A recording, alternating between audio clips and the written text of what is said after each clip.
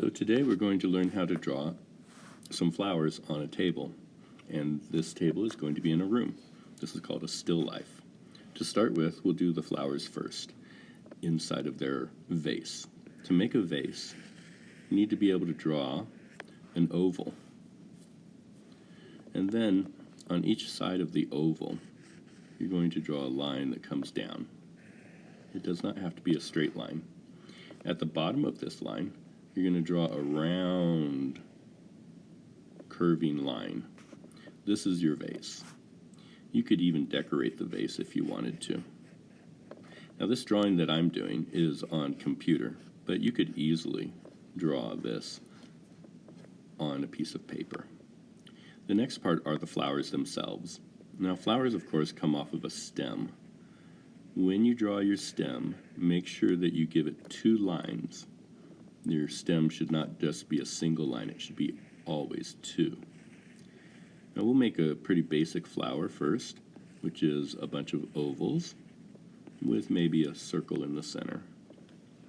The next flower we're going to do is a rose. I'm going to do the stem the same way, but this time I'm going to use the letter U and a spiral at the top to make it look like a rose. So there's my rose. Now related to the rose is another flower called a tulip. The tulip also is the letter U, but instead of a spiral in the center, we do a zigzag line, and that makes it look like a tulip. And the last one that I'm going to do is a freeform flower. So it's going to just make some really interesting shapes, little curvy shapes. And then from the inside are going to be these little parts of the flower that hold the pollen. And so you can see I have some fancy little flowers there. At this stage, I might go back in and do some erasing where I drew through the back of the vase. So I can erase out those little parts. There were little things that I did on some of my flowers that I wanted to erase. Okay, so let's go back down to the right size here. Now the next step, after I've fixed up the stems of the flower, I want to include a table. Now this table does not have to be square. In fact, I kind of like making a big oval that my vase is on top of. And then because I want to keep that table clean and without any water on it, I'm going to put a little napkin or